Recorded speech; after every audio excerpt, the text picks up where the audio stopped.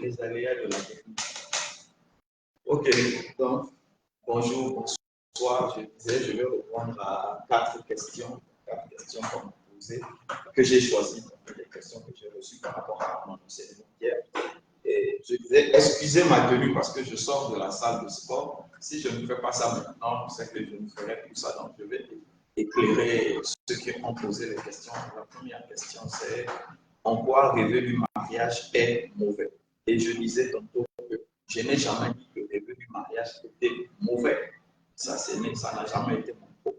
Mais ce que j'étais en train de dire, c'est ceci, que rêver du mariage pour le mariage, c'est une absurdité. C'est une totale absurdité que de rêver du mariage pour le mariage. Parce que le mariage en soi, ce n'est pas un aboutissement, ce n'est pas un accomplissement. Quoi qu'on puisse vendre ça aujourd'hui, peu importe la forme que c'est vendu aujourd'hui, le mariage en soi n'est pas l'accomplissement, n'est pas l'aboutissement d'une vie. Je suis totalement désolé. Ce n'est pas ça.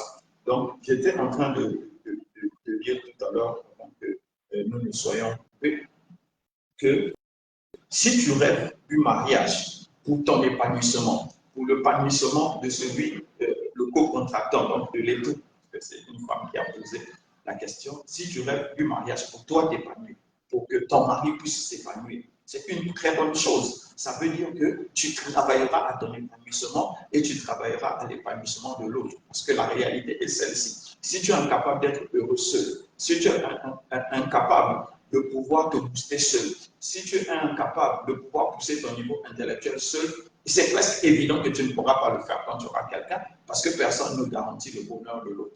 On se met à deux pour travailler au bonheur du groupe, mais pas au bonheur de chacun. Si tu as une carence intellectuelle chronique, et il sera difficile qu'on puisse te transformer. Ce n'est pas le mariage qui va te transformer. Donc, j'étais en train de dire que pour moi, si une femme dit le mariage pour moi, c'est que je veux être la meilleure femme de mon mari, je serai le meilleur appui que mon mari puisse trouver. Je veux lui apporter tout ce qu'il a manqué pour le booster, pour qu'il devienne meilleur, pour qu'il s'épanouisse, pour qu'il s'éclate, pour qu'il vive et qu'il dise à la fin de sa vie, je n'aurais pas aimé meilleure femme que celle-là. Oui, ça, pour moi, on peut rêver du mariage, mais rêver juste de porter une bague, rêver juste de porter une robe, que vos images passent sur Facebook, c'est pour moi une absurdité. Mais malheureusement, notre réalité montre que c'est ce que nous sommes en train de vivre aujourd'hui, parce que la plupart des femmes que les gens épousent aujourd'hui ont une misère intellectuelle, ont une misère affective, ont une misère morale. Donc, bref, on épouse une pauvreté ambulante. Donc, tout le rêve, c'était juste être marié. Après. Donc, c'est ça que moi, j'attaque. Je dis après, quand on a fini de se marier. Après. Parce que le mariage, c'est une étape. Maintenant, après la cérémonie de mariage, il y a une vie. Donc, maintenant, comment allons-nous vivre cette vie? Donc, c'est ça que j'étais en train de dire. Mais je ne suis pas contre le mariage, vu que moi-même, je suis marié depuis je ne sais même plus combien d'années. Donc, c'est ce que je dis. Je dis que je suis contre le fait qu'on rêve du mariage à cause de la cérémonie, à cause des dépenses, à cause de la fête. Non, c'est pas ça. Pour moi, on rêve de quelque chose parce qu'on ne veut pas faire la chose, parce qu'on veut emmener la chose au sommet. Et l'autre question qu'on m'avait posée, c'est j'ai soulevé, j'ai dit qu'il y a l'église excellente, très excellente, super excellente du mariage. Ah, ça va aller. C'est la vie de l'homme. Non, moi, je ne suis pas contre les églises qui prônent, je ne suis pas contre les églises qui prônent le mariage. Pourquoi vais-je contre les églises qui prônent le mariage? Le mariage est une institution que Dieu a établie. On voit ça dans Genèse 2, 22. Dieu a établi le mariage comme étant une institution. Sauf que, bon, moi, quand je suis dans Marc 16, 15, la Bible me dit allez dans toutes les nations, et faites de toutes les nations les disciples. Donc, je ne vois pas, en fait, je n'ai pas besoin d'être pasteur pour être un conseiller conjugal ou un conseiller prénuptial. Je n'ai pas besoin d'être pasteur pour être un expert en divorce. Donc, moi, je trouve que c'est des ministères pour moi opportuns. Si nous revenons à l'époque où le mariage était forcé, était forcé où la femme ne connaissait même pas son mari, le mari ne savait même pas quelle femme il allait épouser, ces ministères-là n'existeraient pas. Et oui, ça n'existerait pas. Si c'est papa qui partait chercher une femme à son fils et c'est le père qui partait chercher un mari à sa fille, ces ministères n'existeraient pas. C'est des ministères qui sont opportuns parce que nous sommes dans un environnement de liberté où chacun fait ce qu'il veut et qu'il y a carence de mariage que ces ministères existent. Donc, la question qu'on va se poser, est-ce que c'est vraiment biblique? Est-ce que c'est évangélique? Bon, chacun trouvera la réponse. Je n'ai rien contre ces ministères qui sont très opportuns. Moi, je sais une seule chose. L'Église, quels que soient les temps, quelles que soient les circonstances, existera toujours. Donc, si aujourd'hui nous partons dans des pays arabes, les ministères du mariage ne peuvent pas exister, puisque les mariages sont encore là-bas des arrangements. Donc, les pasteurs dans les pays arabes diraient quoi? Qu'est-ce qu'ils diront? Ils vont dire aux gens, voilà les critères de choix du conjoint et tout ça. Ça n'existerait pas. Puisque là-bas, il n'y a même pas le critère de choix de conjoint. Donc, c'est des ministères opportuns. Est-ce que ça vient de Dieu? Je ne suis pas Dieu pour répondre, chacun verra, mais moi, je trouve que c'est des ministères opportuns. Donc, quand je dis ça, ce n'est pas pour accuser le ministère de quelqu'un. Je dis juste ce que la Bible est. Si Dieu a institué l'Église, il a dit dans Éphésiens 4, il a mis pasteur, prophète, évangéliste, docteur et apôtre pour l'édification des saints. Donc, moi, je ne vois pas en quoi parler une semaine, 2 semaines, 3 semaines, 1 mois, 1 année, 10 ans du mariage et l'édification des saints. Bref, chacun a sa réponse. Ça, c'est moi ma réponse. Donc, moi, les ministères basés totalement sur le mariage, je n'y crois pas. Je n'y crois pas. Si tu fais une révélation dessus, sinon je n'y crois pas. On peut avoir l'école du mariage. Oui, c'est possible. Parce que vu les déviances qu'il y a aujourd'hui dans les gens ont besoin d'être enseignés sur certaines choses. On peut avoir des séminaires sur le mariage. J'en organise beaucoup. Je trouve que c'est important, mais tout un ministère basé, toute une église basée sur le mariage.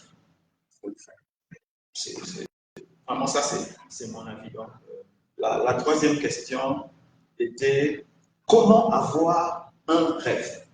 Comment avoir un rêve? Écoutez, je ne sais pas comment on peut avoir un rêve, mais moi, je pense que la première chose, c'est d'abord s'aimer. Si tu t'aimes assez, tu vas vouloir le meilleur pour toi-même. Et si tu veux le meilleur pour toi-même, vu que tu ne peux pas l'avoir dans l'immédiat, tu vas commencer à rêver de ce meilleur-là. Et ce rêve-là va t'emmener à poser les actes, à poser les vrais actes qui vont t'emmener à vivre le bonheur. Si, comme je le disais hier dans mon enseignement, si tu as une misère intellectuelle, tu as une misère affective, tu as une misère spirituelle, donc ça veut dire que tu peux dormir, tu peux vivre à côté d'une poubelle. Ta chambre est une poubelle, ta maison est une poubelle. Ça ne te dérange pas. Ça veut dire que tu n'as pas un rêve. Je suis désolé. Parce que le rêve, comme je dis, commence par l'image qu'on présente.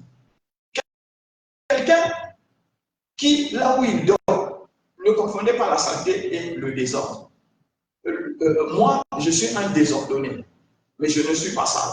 Oui, partout où moi je travaille, c'est désordonné. En fait, c'est un signe même d'intelligence. Quelqu'un qui est intelligent travaille rarement dans un endroit assez carré, assez ordonné. C'est souvent un endroit désordonné. Donc, c'est différent. Il y a le désordre et la saleté. Moi, je parle de la saleté. Il y a des gens qui utilisent le même drap pendant 2 ans, 3 ans. Le drap là, tu dors dessus. Tout ça, le drap sent. Le matelas ne le sort jamais. Ta chambre, quand on met le nez dedans, on sort de là grippé. Pour moi, c'est de la pauvreté. Donc, c'est quelqu'un qui n'a pas de rêve. Parce que le rêve, c'est l'auto-amélioration, l'amélioration des conditions personnelles. Si tu ne peux pas, tu n'as pas le rêve d'améliorer si tu ne penses pas que tu peux améliorer tes conditions personnelles, donc ça veut dire que tu n'as pas le rêve. Je suis désolé. Et c'est ce que je dis, l'image externe montre ça. Quelqu'un qui utilise la même serviette pendant 1 année, cette serviette n'a jamais été lavée. Comme un de mes cousins à l'époque disait, on lui disait, si ta serviette, on jette ça dans une rivière, tous les poissons vont mourir. Parce qu'il n'y avait pas de différence entre sa serviette et la serviette. Alors, Ça veut dire que tu n'as pas de rêve. Le rêve commence par, est-ce que moi je peux devenir meilleur? Est-ce que je m'aime assez pour investir en moi-même? Est-ce que je m'aime assez pour vivre quelque chose de mieux que ce que je vis? Pour moi, c'est ça le rêve. Donc, si tu veux avoir un rêve, commence à penser d'abord le meilleur. Comment tu penses le meilleur?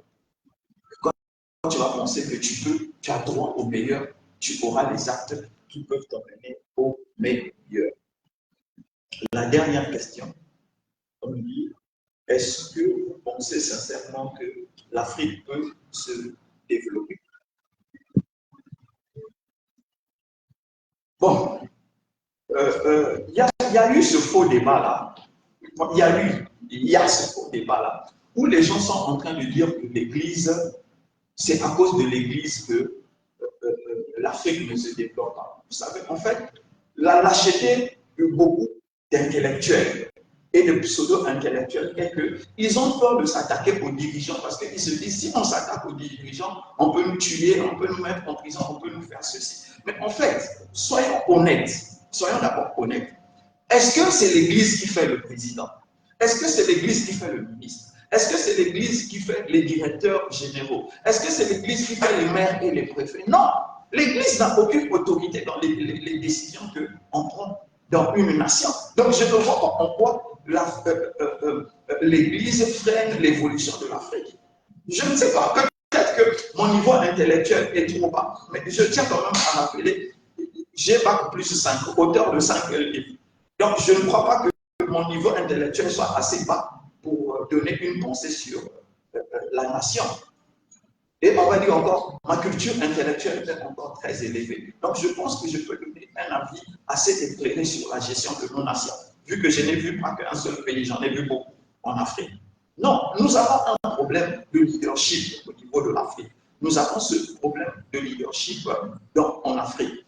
Je ne dis pas que nos dirigeants sont nuls au point où ils ne font pas avancer le pays. Parce que je dis toujours que moi, là où je suis assis, là, si vous me prenez, vous me balancez comme président d'une république, je vais refuser. Parce que c'est un challenge tellement élevé que si tu n'es pas fort dans ta tête, tu peux devenir fou. Devenir un président africain. Pourquoi? Parce que nous avons un problème avec l'homme africain. Le premier problème qui nous empêche, nous, de pouvoir développer l'Afrique, c'est l'homme africain. L'homme africain est misérable dans sa mentalité. L'homme africain est misérable dans sa vision. L'homme africain est misérable dans sa pensée. Il est méchant dans tout et presque tout. L'homme africain ne donne jamais une opportunité. Dans mon prochain livre, je suis en train de citer Champion, qui a dit que l'Afrique tue ses leaders et ne donne aucune opportunité. Et c'est ça la réalité. Vous ne pouvez pas avoir un continent où vous ne donnez pas aux jeunes, vous ne donnez pas aux compétents une opportunité et vous voulez que le continent puisse se développer. C'est quelle magie?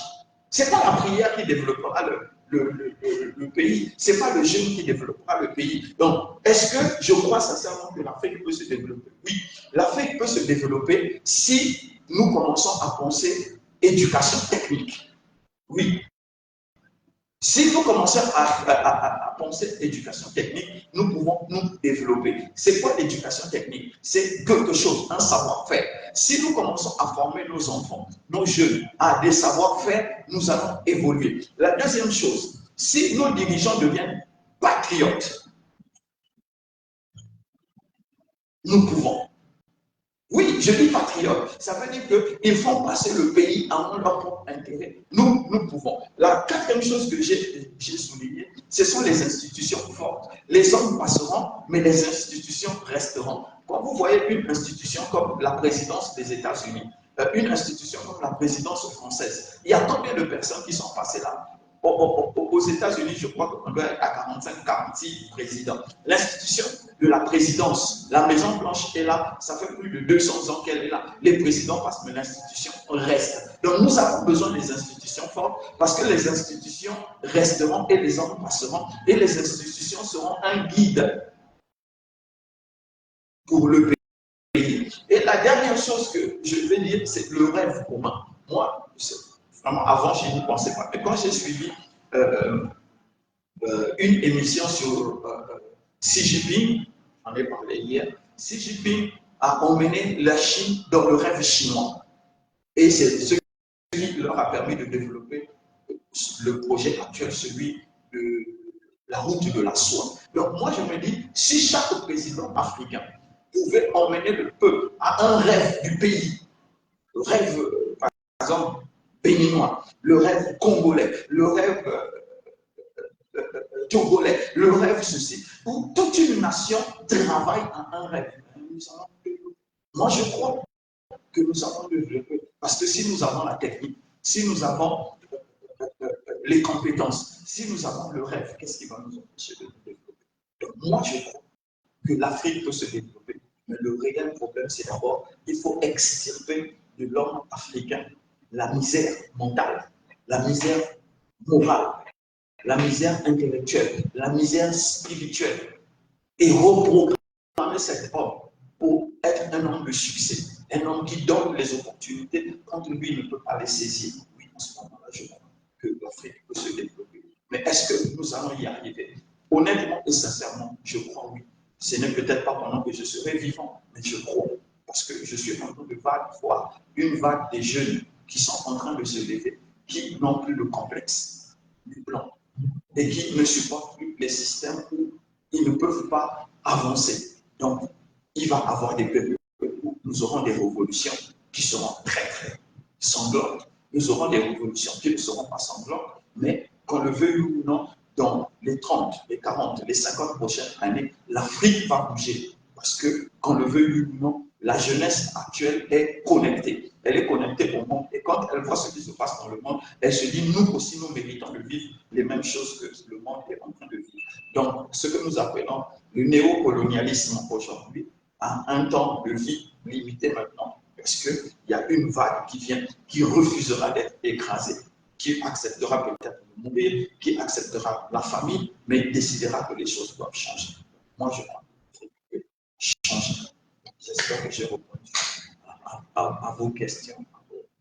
Et merci de me les avoir posées. Si vous avez d'autres questions, mettez-les en commentaire ou bien envoyez dans une box. Vous le faites et je prendrai un plaisir à répondre. Shalom, shalom. Que Dieu vous bénisse. Moi, c'est Chris Mabiala.